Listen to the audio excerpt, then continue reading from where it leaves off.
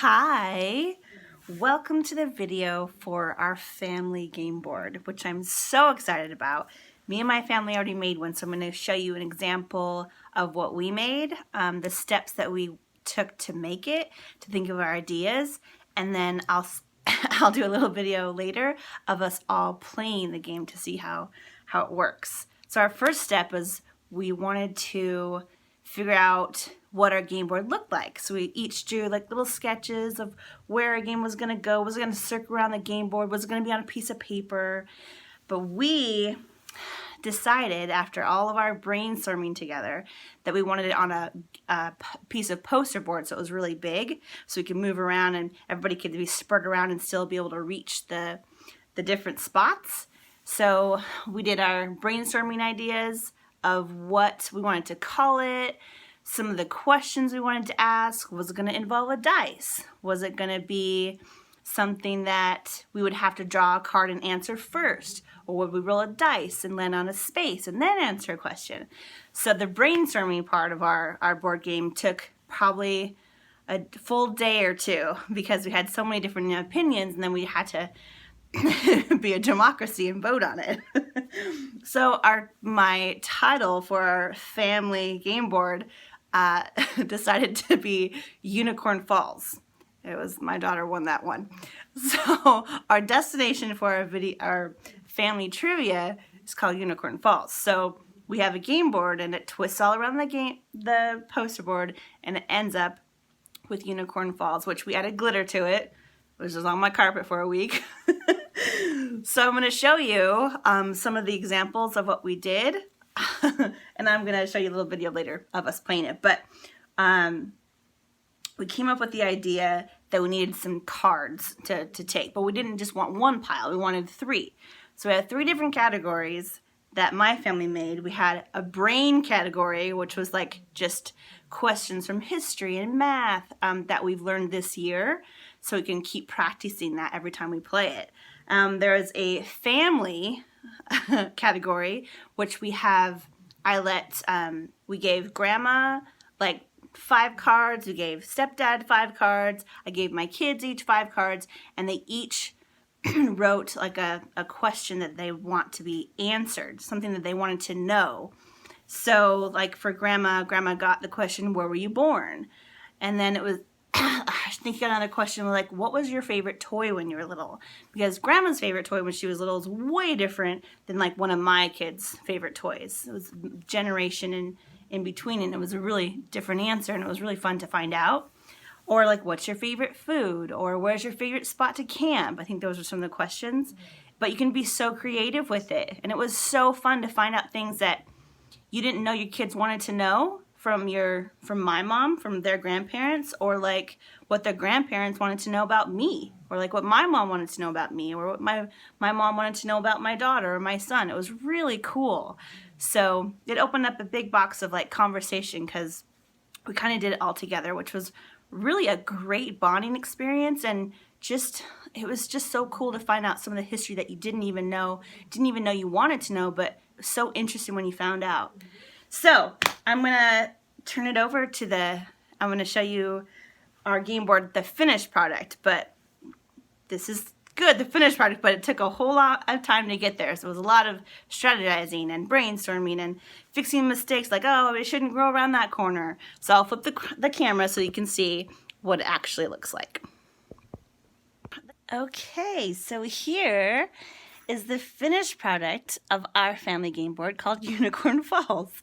So we have our start. This is where we start. And to start, we roll our dice to see who has a bigger number, and then we go clockwise. So you guys can put that into your instructions or your directions. So you see who goes first, and then we roll it, and it goes 1, 2, and you land on the B. So there's different squares that have B, F, and C, and B stands for brain questions.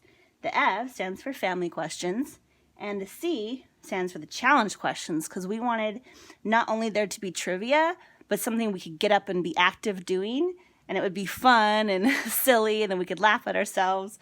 And then we have a special challenge, which is when you land in the Magic Island, and then we have our Mermaid Lagoon, and then we have our Grassy Glen.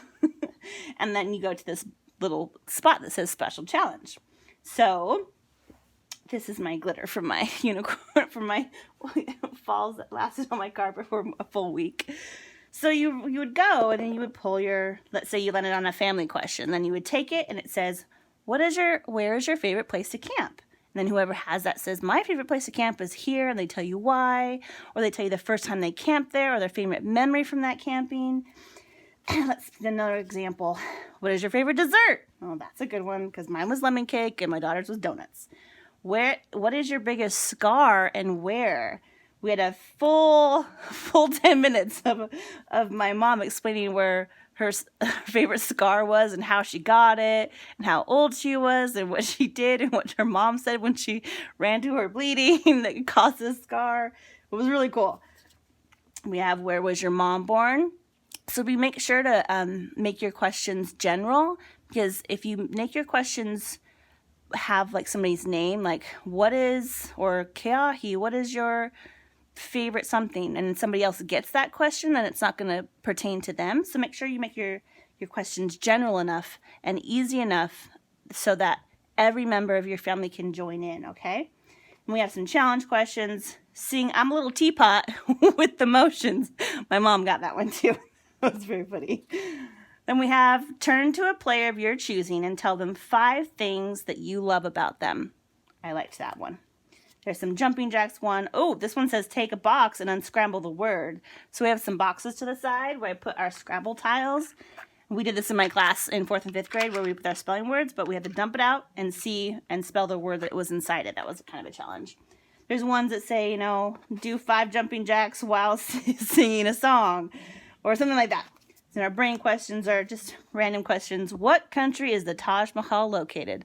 I made that one specifically for Sam Cooke because that's his favorite from history that we read this year. And then we have special challenges. If you land here, if it says a coconut falls on your head, go to Grassy Glen. You have to go here and take a special challenge. It says you must say on a dinosaur's back after every turn. Or it says, everything you say has to rhyme till your next term. That was a funny one. Or choose a random item and make up a story about it. I got that one. I had to make up a story about, I don't know, I think it was like a candle. Okay, so here are some examples. It says, make friends with a mermaid, move ahead 3 spaces. So if you want to add spaces that say, move ahead because you've done something, or, oh, sorry, you did something, fall behind. This one says, what's the fall behind one? This one says, you have stepped on a mermaid's tail. Go back 3 spaces. So to go back, you could have something like this river where it says you got caught in the current, you're swept downstream. Or like every time you go on a rainbow shortcut, it says take the rainbow shortcut. And you could bypass all of this. Those are really kind of cool to add in a board game. So this is our example, and then I'll add a little video of us playing it.